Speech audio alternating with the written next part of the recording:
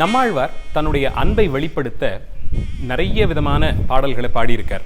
அதில் காதல் வயப்பட்டவர்கள் தூது விடுறது அப்படிங்கிற ஒரு மரபு, பறவைகள், தேனீ, மேகக்கூட்டம், வண்டு இதெல்லாம் கூட தூதாக அனுப்புவாங்க.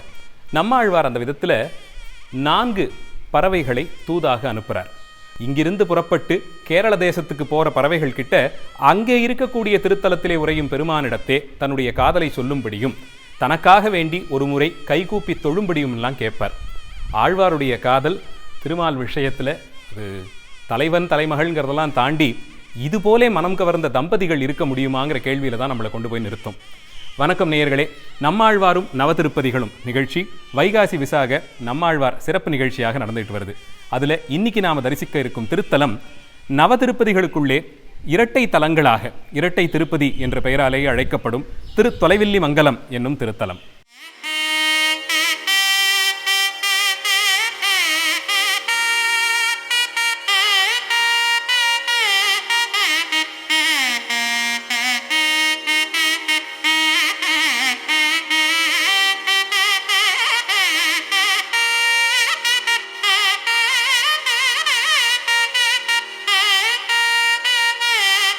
இந்த 2 தலங்கள்லையும் இறைவன் தேவர் பிரான் என்ற திருநாமத்தோடும் அரவிந்த லோச்சனன்கிற திருநாமத்தோடும் எழுந்தருளி இருக்கிறார். இப்போ நாம் அதில் தேவர் பிரான் சன்னதியில் தான் இருக்கோம்.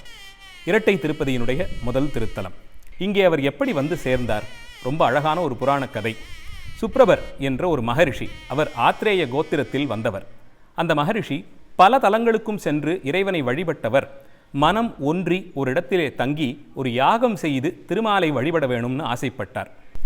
அப்படி இருக்கிற காலத்தில் தாமிரபரணியுடைய கரைக்கு இங்கே வரார். அந்த யாகத்திற்காக யாகசாலை அமைக்க நிலத்தை உழறாங்க. பூமிக்கு அடியில் ஒரு துலாக்கோலும் ஒரு வில்லும் இருக்க பார்த்தார். என்ன இது அதிசயம்! பூமிக்கு அடியில் துலாக்கோலையும் வில்லையும் யார் இப்படி புதைத்து வைத்தார்கள்னு ஆச்சரியத்தோடு போய் அந்த 2ஐயும் தொட்டார். அவருடைய கை பட்ட உடனே அந்த துலாக்கோலும் வில்லும் முறையே ஒரு அழகான ஆண்மகனாகவும் பெண்ணாகவும் உருவெடுத்தது. என்னுடைய பெயர் வித்யாதரன் என்பது. நான் தேவலோகத்திலே நானும் என்னுடைய மனைவியும் தேவலோக வாசிகள். பூலோகத்திற்கு வந்து இயற்கை வளம் சூழ்ந்த இந்த தாமிரபரணி கரையிலே நாங்கள் நடந்து உலாவிக் கொண்டிருந்தோம். அப்போது ஆகாய மார்க்கமாக குபேரன் வந்து கொண்டிருந்தார். அவர் வருவது தெரிந்திருந்தும் அவரை கவனிக்காமல் மரியாதை செலுத்தாது நாங்கள் இருந்ததினாலே எங்களுடைய தேவ பதவி போகட்டும் என்றும் தேவ வடிவம் மறைந்து நாங்கள் துலாக்கோலும் வில்லுமாக வடிவம் எடுக்க வேண்டும் என்றும் அவர் சபித்து விட்டார். அதனாலே இங்கே இப்படி கிடந்தோம். சாப விமோசனம் என்று வேண்டிய பொழுது திருமாலினுடைய அடியவரான ஒரு மகரிஷி வந்து உங்களை தொட்டவுடன் உங்களுக்கு சாப விமோசனம் ஏற்படும் என்றும் அருளி செய்தார். அதன்படியே உங்கள் வருகைக்காக நாங்கள் காத்திருந்தோம். இன்று உங்களுடைய கரஸ்பர்சத்தினாலே எங்கள் சாபம் நீங்கியது, நாங்களும் தேவ வடிவம் கொண்டோம்னு வேண்டி நின்றார்கள். இந்த இடத்தில்தான் அந்த யாகத்தை செய்ய வேண்டும்னு முடிவு செய்து யாகசாலை அமைத்து திருமாலை முன்னிறுத்தி ஒரு யாகம் செய்கிறார். அந்த யாகத்தினுடைய பலனாக திருமால் அவருக்கு காட்சி தர யாக புண்ணியத்தை பகுதிகளாக பிரித்து எல்லா தேவர்களுக்கும் அவிர்வாகமாக கொடுக்கிறார். இன்னும் பல காலங்கள் இந்த பகுதியிலேயே தங்கியிருந்து தொலைவில்லி மங்கலத்திலேயே தங்கியிருந்து பெருமானுக்கு தொண்டு செய்ய வேண்டும்னு சுப்ரபர் ஆசைப்பட்டார்.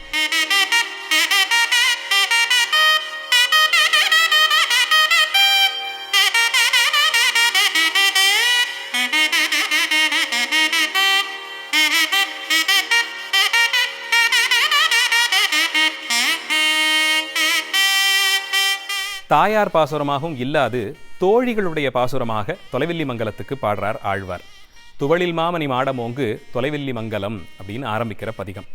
அதிலே தோழிமார்கள் எல்லோரும் தாயாருக்கு அறிவுரை சொல்லும் விதமாக இருக்கு. இந்த ஊரில் ஒரு பெரிய திருவிழா நடக்குது. அந்த திருவிழாவில் கலந்துக்க ஆழ்வார் திருநகரியிலிருந்து ஆழ்வார், அவருடைய தாயார், தோழிகள் எல்லோரும் வராங்க. தொலைவில்லி மங்கலம்ங்கிற பேரை கேட்டாலே உன்னுடைய மகள் மயங்கி விடுவாள். இங்கே வந்து தன் கண்களார இந்த இறைவனையும் கண்ட பிறகு மயங்கி விழுந்தவள், என்னை இங்கே விட்டுவிடுங்கள், நான் ஆழ்வார் திருநகரிக்கு வரமாட்டேன் என்று அடம்பிடிக்க தொடங்கினாளாம். சிறு பெண், அவளை எப்படி தனியாக விட்டுட்டு போகிறதுன்னு அந்த தாயார் வலுக்கட்டாயமாக வற்புறுத்தி அவளை இங்கிருந்து அழைத்து போக பார்த்த பொழுது சண்டையிடாத குறையாக வேண்டி அழுது என்னெல்லாம் முடியுமோ எல்லா விதத்திலேயும் கெஞ்சி பார்க்கிறாள். அவளுடைய நிலையை பார்த்து பரிதாபப்பட்ட தோழிமார்கள் பாடும் விதமாக இந்த தலத்து பாடல் அமைந்திருக்கு. துவளில் மாமணி மாடம் ஓகு தொலைவில்லி மங்கலம் துவளில் மாமணி மாடம் ஓங்கு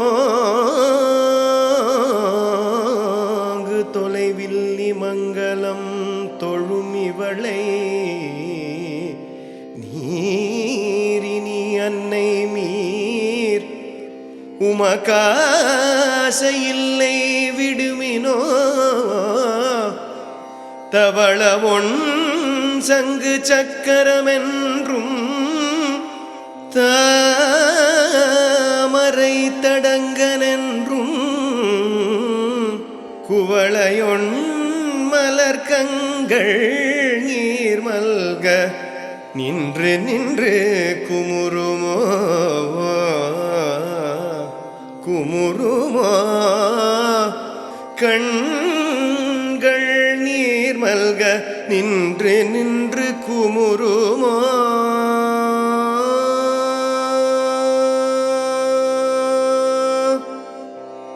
பெருமானுக்கு இந்த திருத்தலத்திலே அரவிந்த லோச்சனர் அப்படின்னு பேர். இதே தலத்தில் யாகம் செய்து முடித்த சுப்ரபர் பல நாட்கள் தங்கியிருந்து பெருமானுக்கு தொண்டு செய்ய விரும்பினார். அவரை ஆராதிக்கணும், அவரை பூஜிக்கணும்னு ஆசைப்பட்டார்.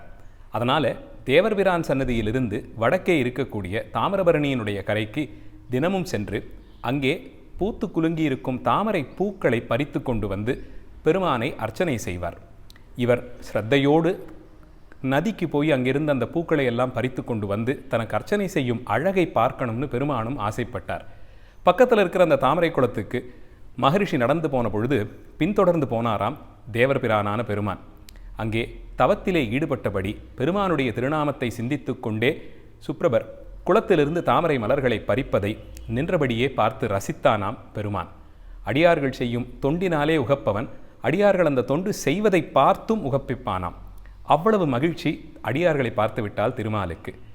இந்த விஷயத்தை சுப்ரபரும் பார்த்து நம்முடைய இந்த தொண்டினை ஏற்றுக்கொண்ட பெருமான் நமக்கு இந்த கரையிலே நின்று இப்படி காட்சி தருகிறாரேன்னு மனமகிழ்ச்சியோடு மலர்ந்த அந்த கண்களோடு இந்த தலத்தில் இப்படியே நீ எழுந்தருளி தாமரை மலர்களை பறிக்க வந்த அடியவரனுடைய அந்த சிறப்பை உலகிற்கு சொல்லும் விதமாக நிற்க வேண்டும்னு பிரார்த்தனை செய்து கொள்ளுகிறார். அவருக்காக வேண்டி பெருமானும் அரவிந்த லோச்சனன் தாமரை கண்ணை உடையவன்கிற திருநாமத்தோடு இரட்டை திருப்பதியினுடைய 2வது தலமான இந்த சன்னதியில தாமிரபரணிக்கு அருகிலேயே எழுந்தருளி காட்சி தரார்.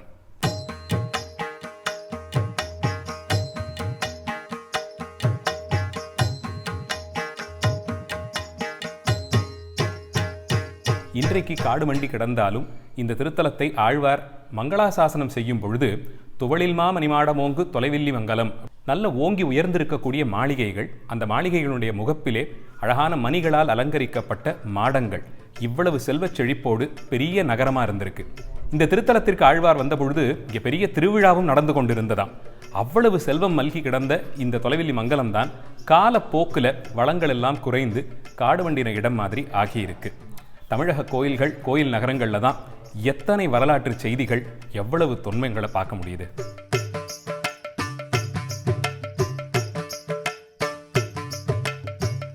துவளில் மாமணி மாடமோங்கு தொலைவில்லி மங்கலம் அப்படின்னு ஆரம்பிக்கக்கூடிய பதிகம். இந்த பதிகத்தில் ஆழ்வாருடைய அழுகையும் அவருடைய ஆற்றாமையும் எவ்வளவு தூரத்துக்கு இருந்ததுன்னா, உணர்ச்சியே இல்லாமல் இருக்கிறவங்கள மரம் மாதிரி இப்படி ஜடமாக இருக்கியேன்னு சொல்லுவோம். மரங்களுக்கு உணர்ச்சிகள் இல்லைங்கிறது தான் நமக்கு தெரிஞ்சது. ஆனால் ஆழ்வார் பட்ட அந்த கஷ்டத்தை பார்த்து சுற்றி இருந்த மரங்கள் எல்லாம், தாமிரபரணி கரையில் இருந்த மரங்கள் எல்லாம் ஓன்னு அழ ஆரம்பிச்சுதான். மரங்களும் இறங்கும் வகை மணிவண்ணா என்று கூவுமால் அப்படிங்கிறார்.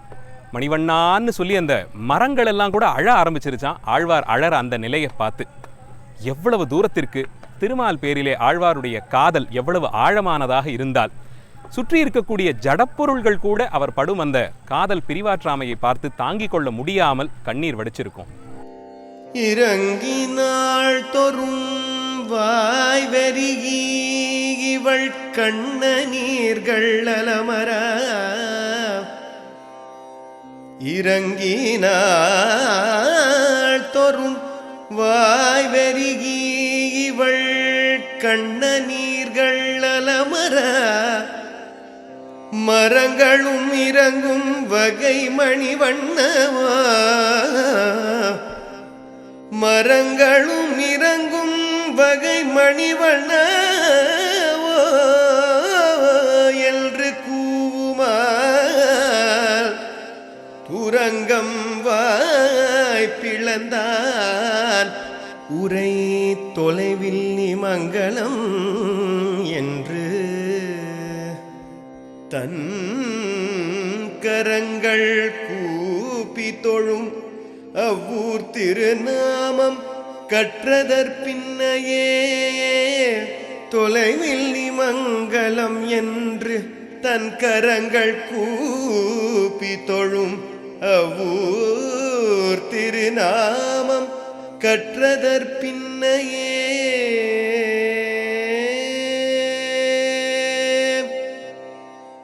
நாளைய நம்முடைய யாத்திரை நம்மளை வைகுண்டத்துக்கே கூட்டிகிட்டு போகுதுங்க. ஸ்ரீவைகுண்டம் என்று அழைக்கப்படும் திருத்தலம் தாமிரபரணி கரையில் இருக்கக்கூடிய மிக பிரம்மாண்டமான கோயில். அந்த திருத்தல யாத்திரையோடு நாளைக்கு உங்களை சந்திக்கிறேன். நன்றி, வணக்கம். கண்கள் நீர் மல்க நின்று நின்று குமுறுமோ